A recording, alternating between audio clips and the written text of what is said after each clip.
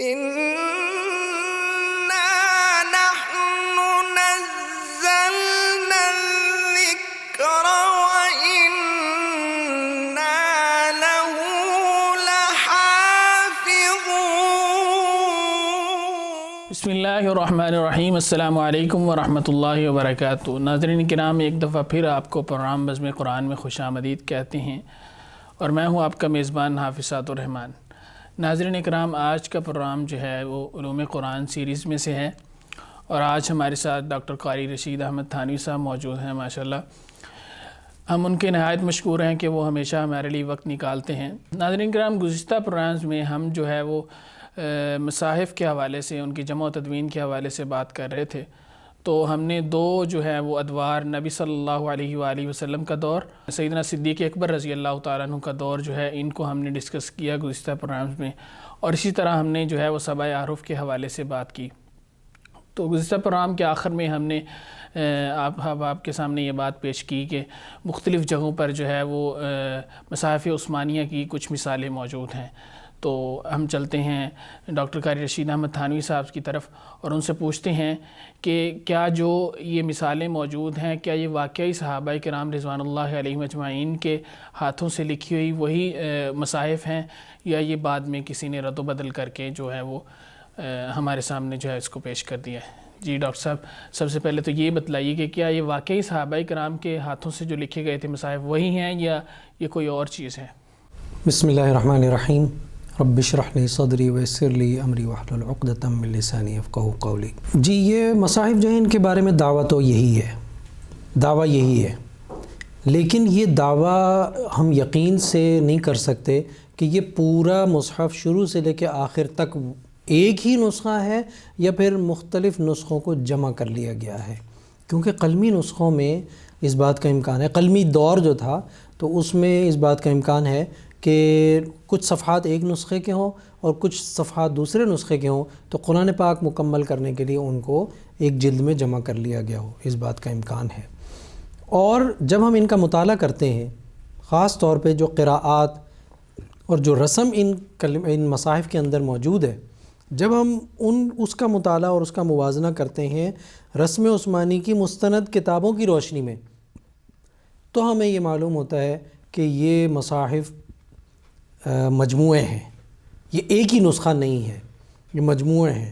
اس کی واضح مثال ہے کہ جو نسخہ تاشقند میں رکھا ہوا ہے، اس میں پہلا سپارہ جو ہے، اس کے آخر میں فَسَيَكْفِيكَهُمُ اللَّهُ جو آیت ہے، اس پر کچھ نشانات نظر آ رہے ہیں، جن کو یہ کہا جاتا ہے کہ یہ حضرت عثمان غنی رضی اللہ عنہ جب تلاوت فرما رہے تھے اور ان کی شہادت ہوئی ہے، تو ان کے خون کے نشانات اس صفحے کے اوپر اور اس آیت کے اوپر آ گئے تھے۔ وہاں یہ نشانات موجود ہیں، دیکھے جا سکتے ہیں۔ لیکن جب ہم اسی نسخے میں چند صفحات پیچھے جاتے ہیں، تو ووصّا والی جو قرات ہے وہ یہاں لکھی ہوئی ہے، ووصّا بہا ابراہیم بنیہ ویعقوب، اس نسخے میں لکھی ہوئی ہے۔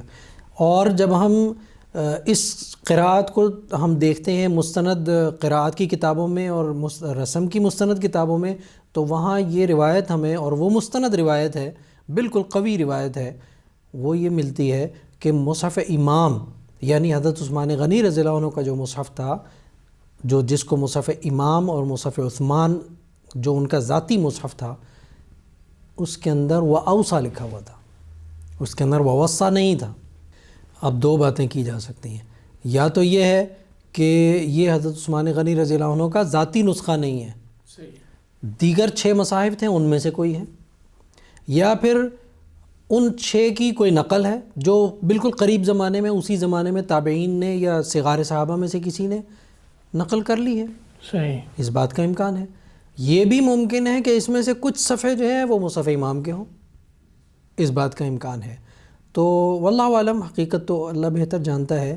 میں جو سمجھا ہوں وہ یہ ہے کہ مصاحف عثمانیہ بالکلیہ اور اصلی حالت میں سارے کے سارے موجود ہوں، یہ دعویٰ کرنے کی کوئی دلیل ہمارے پاس نہیں ہے۔ البتہ ہم یہ انکار کر دیں کہ یہ پورا کا پورا مصحف جو ہے یہ صحابہ کرام کی میراث نہیں ہے، یا صحابہ کرام کے ہاتھ کا لکھا ہوا نہیں ہے، تو انکار کرنے کے لیے بھی کوئی دلیل نہیں ہے ہمارے پاس۔ لہٰذا ہم اتنی بات کہہ سکتے ہیں کہ احتمال ہے کہ ان میں سے کچھ حصہ صحابہ کرام کے ہاتھ کا لکھا ہوا ہو. صحیح. اور یہ کہہ سکتے ہیں کہ یہ قدیم ترین زمانے کے ہیں، کیونکہ ان میں اکثر میں نقطے نہیں ہیں، اعراب نہیں ہے، آیات کے گول دائرے نہیں ہیں، جو رموز اوقاف ہیں وہ نہیں ہیں، جو آج کے جدید زمانے کی جتنی سہولیات ہیں وہ ان کے اندر لکھی ہوئی نہیں ہیں.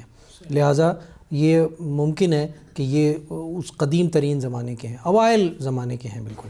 صحیح. تو جب ہم واپس آتے اپنے موضوع کی طرف، اگرچہ ہم موضوع پر ہی تھے، تو جو سیدنا عثمان رضی اللہ تعالیٰ عنہ نے جو مصاحف تیار کروائے تو ان کے پیچھے وجہ کیا تھی؟ جبکہ سیدنا صدیق اکبر رضی اللہ تعالیٰ عنہ میں جمع کا جو کام ہے ہو چکا تھا، مصحف صدیق جو ہے وہ موجود تھا، تو پھر کیا ضرورت پیش آئی کہ سیدنا عثمان غنی رضی اللہ تعالیٰ عنہ نے دوبارہ یہ کام کروایا؟ اس بارے میں ذرا وضاحت بیان فرما دیں. یہ بڑا تفصیلی معاملہ ہے. ٹھیک ہے.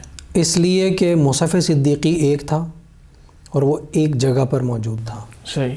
جیسے جیسے فتوحات ہوئی ہیں، دائرہ اسلام بڑھا ہے اور نئے نئے مسلمان لوگ اسلام میں داخل ہوئے ہیں، جس میں عرب بھی ہیں، غیر عرب بھی ہیں، اور قرآن کی تلاوت اور تعلیم و تعلم کا دائرہ وسیع ہوا ہے، تو پھر مصاحف کی ضرورت پیش آئی ہے. نمبر ایک تو یہ بات ہے.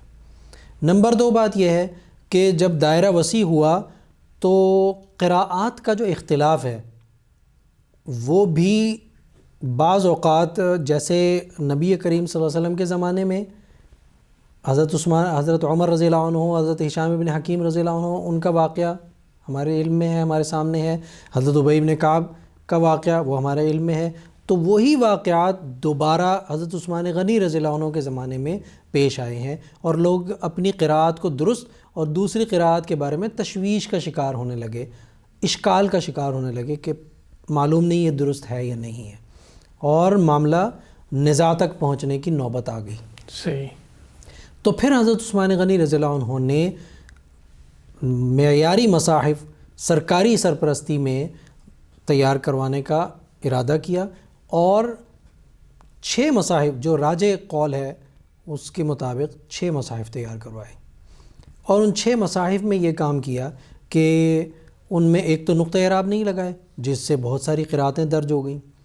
دوسرا یہ کام کیا کہ ان میں حذف اور اثبات اور فصل اور وصل اور زیادت وغیرہ، یہ جو قواعد ہیں رسم عثمانی کے، ان کی رعایت کرتے ہوئے قراءتوں کو سمو دیا. اور تیسرا طریقہ یہ کیا کہ جو قراءت ایک رسم میں جمع نہیں ہو سکتی تھی تو وہ ایک نسخے میں ایک لکھ دی اور دوسرے نسخے میں دوسری لکھ دی.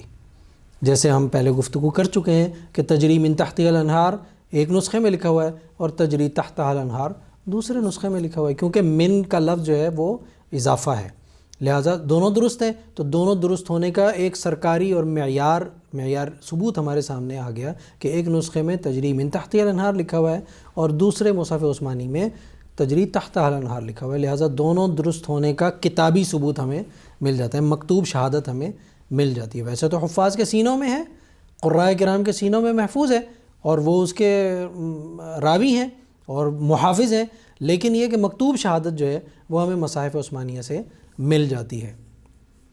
تو مصاحف عثمانیہ تیار کروانے کا جو بنیادی داعیہ تھا وہ قراءات قرآنیہ کی حفاظت اور اس کی ترویج اور اشاعت تھی. صحیح. تو شیخ، جب سیدنا عثمان غنی رضی اللہ تعالیٰ عنہ نے مصاحف تیار کروانے شروع کیے تو آپ نے کیا پھر لائحہ عمل اس کے لیے اپنایا؟ کن لوگوں کو چنا گیا؟ کون سی ٹیم بنائی گئی جنہوں نے دوبارہ جو ہے وہ ان مصاحف پر کام کرنا شروع کیا؟ بڑا مزیدار سوال ہے. یہ اللہ تعالیٰ نے یہ ساری خدمت حضرت زید بن ثابت رضی اللہ عنہ کے مقدر میں لکھ دی ہے. 40 کے قریب صحابہ کرام ہیں جو کاتبان وحی کی فہرست میں جن کے نام ملتے ہیں، لیکن بنیادی کردار حضرت زید بن ثابت رضی اللہ عنہ کے حصے میں آیا ہے. یعنی دوبارہ بھی کام سیدنا زید رضی اللہ تعالیٰ عنہ جی. عہد نبوی میں بھی مرکزی کردار ان کو حاصل ہے. عہد صدیقی میں پورا قرآن پاک حضرت زید بن ثابت رضی اللہ عنہ کے ہاتھ کا لکھا ہوا ہے، اور عہد عثمانی میں جو 6 مصاحف راجع قول کے مطابق 6 مصاحف تیار ہوئے ہیں، وہ 6 کے مصاحف وہ حضرت زید بن ثابت رضی اللہ عنہ کی محنت اور کاوش کا نتیجہ ہے. یہ الگ بات ہے کہ اس میں ان کے ساتھ دیگر صحابہ کرام، معاونین اور سب موجود ہیں، لیکن جو مرکزی محور ہے وہ اس میں حضرت زید بن ثابت رضی اللہ عنہ کی شخصیت ہے۔ یہ اللہ نے ان سے کام لیا ہے اور ان کی یہ خصوصیت ہے۔ تو اس سے ایک بات اور سمجھ میں آتی ہے ہمیں، وہ یہ ہے کہ وہ شخص جو نبی کریم صلی اللہ علیہ وسلم کے سامنے بھی لکھ رہے ہیں، وہ صحابی جو آپ صلی اللہ علیہ وسلم کے تربیت کردہ ہیں، وہ عہد نبوی میں بھی وہی لکھ رہے ہیں، عہد صدیقی میں بھی وہی لکھ رہے ہیں، عہد عثمانی میں بھی وہی لکھ رہے ہیں، تو ان کو کیا ضرورت پیش آئے گی کہ وہ عہد صدیقی میں کچھ اور لکھیں، عہد عثمانی میں کچھ اور لکھیں، یا عہد نبوی میں کچھ اور لکھیں؟ یہ ایک تسلسل ہے۔ لہٰذا جو کچھ عہد نبوی میں لکھا گیا ٹکڑوں کی شکل میں، اس کو جمع کیا گیا بین الدفتین عہد صدیقی میں، اور پھر اسی کو مزید وضاحت، قراءتوں کی وضاحت کے ساتھ عہد عثمانی میں حضرت زید بن ثابت رضی اللہ عنہ نے لکھا ہے، اور یہ معمولی کام نہیں ہے۔ بن ثابت رضی اللہ عنہ سے یہ جملہ منقول ہے کہ جب ان کو عہد صدیقی میں جب ان کو شیخین نے یہ ذمہ داری سونپی تھی تو انہوں نے یہ فرمایا تھا کہ مجھے پہاڑ نقل کرنے کا اگر حکم دیتے تو وہ آسان ہوتا۔ آج ہمیں نظر آ رہا ہے کہ یہ قرأتیں جس طرح انہوں نے سموئی ہیں ان مصائف کے اندر، یہ واقعی ان کا کارنامہ ہے۔ صحیح شیخ، اگر ہم بات کریں بنیادی ایک بڑے فرق کی، یا بڑا جو کام ہوا ہے سیدنا عثمان کے دور میں، تو وہ مصحف صدیقی سے وہ کیا فرق تھا اور وہ کیا کام تھا جو بڑا ایک کام ہوا ہے؟ ان دونوں کے درمیان جو ڈیفرنس تھا، اگر اس پر بات کریں تو دو لفظوں میں وہ کیا ہو سکتا ہے، وہ کیا کام تھا؟ مصحف عثمانی مصحف صدیقی کی نقل ہے۔ ٹھیک ہے جی، فرق صرف اتنا ہے کہ مصحف صدیقی میں صورتیں مرتب لکھی ہوئی تھی، لیکن ایک صورت کے بعد دوسری، دوسری کے بعد تیسری، یہ ترتیب نہیں تھی۔ یعنی سورہ بقرہ الف لام میم سے شروع ہو کر اور اپنی آخری آیت پر ہی ختم ہو رہی ہے، یہ ترتیب تو اس کے اندر موجود تھی، لیکن سورہ بقرہ پہلے ہو اور سورہ آل عمران بعد میں ہو، یہ ترتیب وہاں نہیں تھی۔ حضرت عثمان غنی رضی اللہ عنہ کے مصحف میں سورہ فاتحہ سے شروع ہو کر والناس تک جو ترتیب تلاوت ہے اس کو بھی ملحوظ رکھا گیا، اور دوسری جو خصوصی جو توجہ ہے وہ قراءات کی طرف ہے کہ وہ قراءات قرآنیہ جو مصحف عثمانی میں جمع کی گئی ہیں وہ اس طرح کی گئی ہیں کہ ایک قراءت ایک مصحف میں اور دوسری قراءت دوسرے مصحف میں لکھی گئی ہے۔ لہٰذا یہ جو 6 مصاحف ہیں، یہ آج قراءات صحیحہ کے جو ارکان علماء کرام بیان کرتے ہیں وہ یہ ہیں کہ وہ قراءت جو صحیح سند سے نقل ہو، صحیح متواتر طریقے پر، نمبر 2 مصاحف عثمانیہ کے مطابق ہو، 6 مصاحف میں سے کسی ایک کے کم از کم مطابق ہونا ضروری ہے، چاہے احتمالاً ہو لیکن مطابقت ہونا ضروری ہے۔ اور تیسرا رکن جو بیان کیا جاتا ہے وہ یہ ہے کہ لغت عرب کے مطابق ہو، ولو بوجہ، چاہے کسی ایک وجہ میں، کسی ایک لغت میں وہ پایا جاتا ہو۔ تو یہ 3 ارکان جو ہیں ان میں ایک جو کتابی شہادت ہے وہ مصحف عثمان رضی اللہ عنہ ہے۔ صحیح۔ تو سیدنا زید رضی اللہ تعالیٰ عنہ نے جو کام کیا مصاحف کو جمع کرنے کا سیدنا عثمان کے دور میں، اسی طرح دوبارہ یہ کام سارا کیا، دوبارہ صحابہ کرام سے اکٹھا کیا، یا ان کے پاس جو پہلے سے موجود تھا اسی کو جو ہے وہ نقل کر کے جو ہے وہ اپنی طرف سے، یعنی کہ اپنی جو انہوں نے پہلے جیسے کام کیا ہوا تھا اسی کو آگے نقل کر دیا؟ یہ جو صورتحال ہے وہ اس طرح ہے کہ عہد صدیقی میں تو جو نبی کریم صلی اللہ علیہ وسلم کے زمانے میں جو چھوٹے چھوٹے ٹکڑوں میں جو لکھا ہوا تھا، چاہے وہ ہڈی پر تھا یا لکڑی پر تھا یا پتھر پر تھا، سل تھی، کوئی چیز تھی، ان مکتوب شہادتوں کو اور زبانی شہادت جو صحابہ کرام نے دی ہے اس کو جمع کر کے لکھا گیا۔ عہد صدیقی میں یہ کام ہوا۔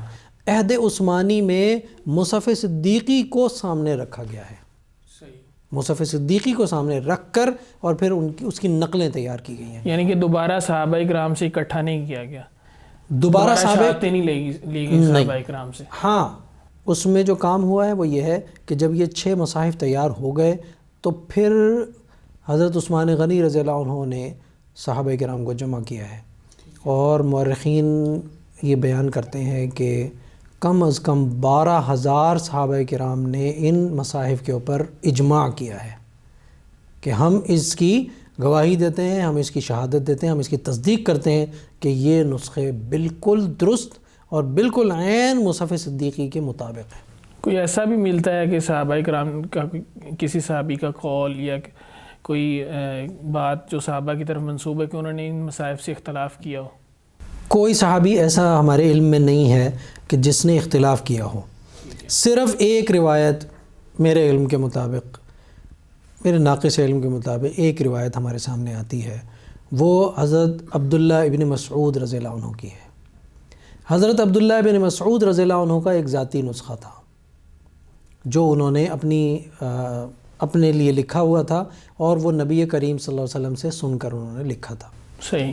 جلیل القدر صحابی ہیں، بڑے کبار صحابہ میں ان کا مقام ہے، اور نہ صرف یہ کہ کبار صحابہ میں ان کا مقام ہے، ان کے بارے میں تو فضائل ہیں کہ جو شخص یہ چاہتا ہے کہ قرآن کو ویسے ہی پڑھے جیسے کہ وہ نازل ہوا ہے، تو اس کو چاہیے کہ حضرت عبداللہ بن مسعود رضی اللہ عنہ کی قراءت پر پڑھے۔ تو اس لیے حضرت عبداللہ بن مسعود رضی اللہ عنہ کا مقام قراءات کے معاملے میں بہت اونچا ہے۔ ان کے پاس جو نسخہ تھا اس کے اندر تفسیری نکات اور قراءات متواترہ اور شاذہ دونوں لکھی ہوئی تھیں۔ صحیح۔ جب حضرت عثمان غنی رضی اللہ عنہ نے مصاحف عثمانیہ تیار کیے تو انہوں نے یہ حکم نامہ جاری کیا کہ ان کے علاوہ باقی تمام مصاحف کو جلا دیا جائے، تاکہ ایک سرکاری سطح کے اوپر ایک معیار مقرر ہو جائے، اور جو اختلاف کی نوعیت بن رہی ہے، نزاع کی نوعیت بن رہی ہے، یا شک و شبہ کا دروازہ کھلنے کا خطرہ ہے، تو اس کو بند کر دیا جائے۔ وہاں ہمیں اس موقع پر یہ روایت ملتی ہے کہ حضرت عبداللہ بن مسعود رضی اللہ عنہ نے وہ مصحف دینے سے انکار کیا تھا کہ یہ مصحف میں نہیں دوں گا جلانے کے لیے۔ حضرت عثمان رضی اللہ عنہ نے اصرار کیا کہ آپ یہ نسخہ ہمیں دیں تاکہ ہم اس کو جلا دیں۔ اب یہ اختلاف رائے ایک ہمارے سامنے آیا ہے، اور اس میں جو دونوں حضرات کی جو رائے ہے، اتنی حکمت نظر آتی ہے ان دونوں میں کہ جب ہم غور کرتے ہیں تو عقل دنگ رہ جاتی ہے کہ ان کی نگاہ اتنی دور تک تھی۔ حضرت عثمان غنی رضی اللہ عنہ نے جو دیگر مصاحف کو جلانے کا حکم دیا ہے، اس کی وجہ یہ ہے کہ کوئی نو مسلم یا کوئی غیر عالم، غیر حافظ کوئی نسخہ دیکھے گا، کوئی ایسا نسخہ جس کے اندر کوئی شاذ قرات لکھی ہوئی ہے، کوئی تفسیری وضاحت لکھی ہوئی ہے، تو وہ اس کو دیکھ کے شک و شبہ کا شکار ہو جائے گا کہ یہ پتہ نہیں یہ قرآن کا حصہ تو نہیں ہے، یہ وحی مطلوب کا حصہ تو نہیں ہے۔ تو ان کی نظر اس بات پر تھی۔ حضرت عبداللہ بن مسعود رضی اللہ عنہ کی نظر اس بات پر تھی کہ یہ ایک علمی ذخیرہ ہے جو نبی کریم صلی اللہ علیہ وسلم سے سن کر حاصل کیا ہے، لہٰذا اس کو ضائع کرنا درست نہیں ہے۔ تو ہمیں یہ محسوس ہوتا ہے کہ یہ نسخہ پھر نہیں جلایا گیا، کیونکہ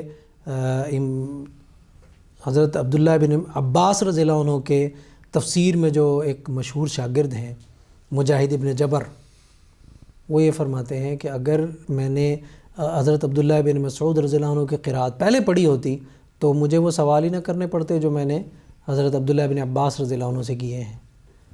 تو اس سے ایک اشارہ ملتا ہے کہ ہو سکتا ہے انہوں نے حضرت عبداللہ بن مسعود رضی اللہ عنہ کا وہ نسخہ دیکھا ہو۔ امکان ہے، میں کوئی دعویٰ نہیں کرتا، لیکن امکان ہے اس بات کا۔ تو بظاہر یہ محسوس ہوتا ہے کہ انہوں نے وہ نسخہ دیکھا ہوگا۔ آج اس کی روایتیں موجود ہیں، کتاب المصاحف میں اس کی روایتیں موجود ہیں، تفسیروں میں اس کی روایتیں موجود ہیں۔ مثال کے طور پہ ایک قرات جو ہے وہ حضرت عبداللہ بن مسعود رضی اللہ عنہ کے نسخے سے روایت ہوئی ہے، اور وہ شاذ قرات ہے، لیکن تفسیر میں اس کی بڑی ضرورت اور بڑی افادیت ہے۔ وہ اس طرح کہ سورہ نور میں آیت ہے وَلَا تُكْرِهُوا فَتَيَاتِكُمْ عَلَى الْبِغَاءِ إِنْ أَرَدْنَا تَحَصُّنًا لِتَبْتَغُوا عَرْضَ الْحَيَاةِ الدُّنْيَا وَمَنْ يُكْرِههُنَّ فَإِنَّ اللَّهَ مِنْ بَعْدِ إِكْرَاهِهِنَّ غَفُورٌ رَحِيمٌ۔ اب یہاں ایک عام آدمی جب دیکھتا ہے تو اس کو یہ محسوس ہوتا ہے کہ وَمَنْ يُكْرِههُنَّ فَإِنَّ اللَّهَ مِنْ بَعْدِ إِكْرَاهِهِنَّ غَفُورٌ رَحِيمٌ، کہ کوئی آدمی اگر کسی کو غلط کاری پر، حرام کاری پر مجبور کرے تو اس کے لیے مغفرت اور رحمت کا وعدہ ہو رہا ہے، حالانکہ اس کے لیے تو مغفرت اور رحمت کا وعدہ نہیں ہے۔ تو یہاں حضرت عبداللہ بن مسعود رضی اللہ عنہ سے جو قرات شاذ قرات ہیں وہ منقول ہے، وہ ہے لہن واللہ، لہن واللہ، وہ یہ کہا کرتے تھے، اس کے ساتھ پڑھا کرتے تھے اسی طرح لہن واللہ۔ مطلب یہ ہے کہ اگر کسی خاتون کو کسی نے جبراً غلط کاری پر مجبور کر دیا تو یہ جو وعدہ ہے یہ اس مکرہ کے لیے، مکرہ جو عورت ہے اس کے لیے ہے، نہ کہ مکرہ جو جبر کرنے والا ہے، اکراہ کرنے والے کے لیے نہیں ہے۔ تو یہ اس قرات سے ہی یہ تفسیری نقطہ جو ہے یہ ہمیں حاصل ہوتا ہے۔ لہٰذا یہ ہم کہہ سکتے ہیں کہ حضرت عبداللہ بن مسعود رضی اللہ عنہ نے جو انکار کیا تھا وہ اس تفسیری ذخیرے کی وجہ سے کیا ہوگا، واللہ عالم۔ اس کے علاوہ کوئی روایت ایسی نہیں ملتی کہ جہاں ہمیں یہ کسی صحابی کا یہ اختلاف ملتا ہو کہ انہوں نے مصاحف عثمانیہ سے اتفاق رائے نہیں کیا۔ ایک نقطہ۔ دوسرا نقطہ یہ ہے کہ حضرت عبداللہ بن مسعود رضی اللہ عنہ والی جو روایت ہے اس میں یہ تو کہیں نہیں ہے کہ وہ یہ کہہ رہے ہوں کہ مجھے آپ کے تیار کردہ نسخوں سے اتفاق نہیں ہے، وہ تو یہ کہہ رہے ہیں کہ جو میرا نسخہ ہے اس کو نہ جلائیں، اس کو نہ جلائیں۔ وہاں یہ تو ہے ہی نہیں کہ وہ یہ کہہ رہے ہوں کہ مجھے آپ کے تیار کردہ نسخوں سے اتفاق نہیں ہے، یہ تو کہیں بھی اس کا تذکرہ نہیں ہے۔ لہٰذا ان کو ان نسخوں سے اتفاق ہے، صرف ان کی خواہش یہ ہے کہ میرے ذاتی نسخے کو نہ جلایا جائے، بس صرف اتنی بات ہے۔ صحیح۔ تو یہ جو عبداللہ ابن مسعود رضی اللہ تعالیٰ عنہ کا جو اختلاف ہے، یا آپ کہہ لیں کہ جو ان کے بارے میں آتا ہے کہ ان کا مصحف اس طرح موجود تھا، کیا یہ سیدنا صدیق اکبر رضی اللہ تعالیٰ عنہ کے دور میں بھی کوئی اس طرح کی چیز سامنے آئی تھی، یا یہ سیدنا عثمان کے دور میں ہی یہ بات سامنے آئی؟ چونکہ وہ جو سیدنا عثمان کے دور میں مصاحف نقل کیے گئے ہیں وہ مصحف صدیقی سے ہی کیے گئے ہیں۔ جی، وہ تو اگر مصحف ان کا صدیقی کی اختلاف مصحف عثمان سے ہے تو ظاہر سی بات ہے کہ مصحف صدیق سے بھی ان کا اختلاف ہو سکتا ہے۔ تو کیا اس دور میں بھی کوئی اس طرح کا اشارہ موجود ہے یا نہیں؟ دیکھیں، یہ اتنی جزوی تفصیل کے ساتھ تو ہمارے پاس معلومات نہیں ہے۔ صحیح۔ لیکن کیونکہ صحابہ کرام لکھا کرتے تھے اور قرآن حکیم کی لکھنے کی اہتمام یہ تھا کہ قرآن کو لکھنے کی خاطر حدیث لکھنے سے منع کیا گیا تھا، اس پر ہم گفتگو کر چکے ہیں ایک نشست میں۔ صحیح۔ تو اس لیے اس بات کا واضح امکان ہے کہ نبی کریم صلی اللہ علیہ وسلم کے دور میں اور عہد صدیقی میں اس طرح کے ذاتی مصاحف موجود تھے، جو حضرت عبداللہ بن مسعود رضی اللہ عنہ کا ذاتی مصحف ہے، حضرت علی رضی اللہ عنہ کا ذاتی مصحف ہے، اسی طرح حضرت عائشہ رضی اللہ عنہ کا ذاتی مصحف ہے۔ اس طرح تقریباً مورخین نے 22 مصاحف کا تذکرہ کیا ہے جو صحابہ کرام کے ذاتی نسخے تھے، لیکن جو سرکاری نسخہ ہے وہ مصحف صدیقی ہے عہد صدیقی میں، اور مصحف عثمانی ہے یا مصاحف عثمانیہ ہے عہد عثمانی میں۔ صحیح۔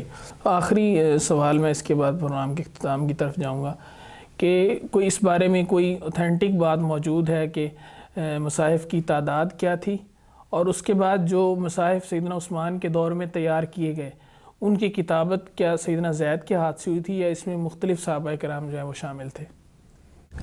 جو حضرت عثمان غنی رضی اللہ عنہ کے دور میں مصاحف تیار ہوئے ہیں وہ راجح قول تو 6 کا ہے، بعض نے 8 بھی بیان کیے ہیں، بعض نے 5 بیان کیے ہیں۔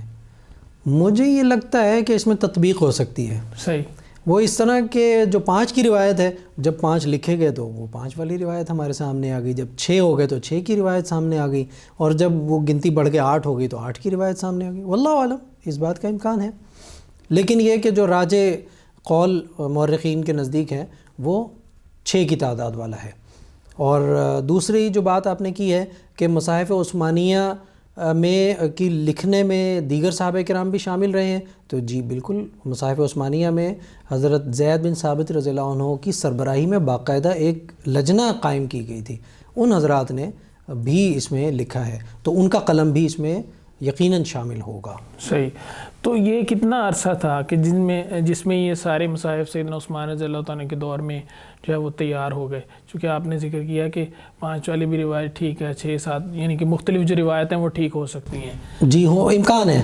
تو یہ کتنا عرصہ تھا کہ جس کی وجہ سے یہ امکان پیدا ہوا ہے؟ یہ ہم یعنی یقینی طور پر وہ ظاہر سال یا مہینوں کا کوئی شمار ہم ہمارے علم میں نہیں ہے، ایسی کوئی روایت ہمارے علم میں نہیں ہے، ذخیرے میں نہیں ملتی، واللہ عالم شاید موجود ہو، میرے مطالعے میں نہ آئی ہو۔ لیکن یہ کہ حضرت عثمان غنی رضی اللہ عنہ کا جو زمانہ ہے اس زمانے کے اندر اندر یہ کام ہو گیا، اور یہ غالباً سن 35 ہجری سے پہلے کا ہے، غالباً یہ میرا ظن غالب ہے کہ یہ سن 35 ہجری سے پہلے کا زمانہ ہے، 32 سے 35 کے درمیان کا، واللہ عالم۔ صحیح، جزاک اللہ خیرا کثیرا۔ ہم آپ کا ایک دفعہ پھر شکریہ ادا کرتے ہیں کہ آپ ہمارے لیے قیمتی وقت نکالتے ہیں، اور یہ ہمارے لیے اور ہمارے ناظرین سب کے لیے یہ جو بڑی اہم معلوماتی باتیں ہیں، علم کی باتیں ہیں، تو آپ کے نہایت شکر گزار ہیں۔ تو ناظرین کرام، آج کے پروگرام میں ہم نے عہد عثمانی رضی اللہ تعالیٰ عنہ میں جو مصاحف پر کام ہوا ہے، مصاحف تیار کیے گئے، اس حوالے سے بات کی، اور ہم نے اس میں ذکر کیا کہ کس طرح جو ہے وہ کیوں ضرورت پیش آئی، اور پھر اس کے کتنے مصاحف جو ہیں وہ تیار کیے گئے، اس کے بارے میں جو راج قول ہے، اور کون سی ٹیم تھی، اور اس کا کیا طریقہ کار جو ہے وہ اپنایا گیا۔ تو ہمیں آئندہ کے پروگرام تک کے لیے اجازت دیجیے، آئندہ ہم انشاءاللہ یہیں سے لے کر آگے چلیں گے۔ السلام علیکم ورحمۃ اللہ وبرکاتہ۔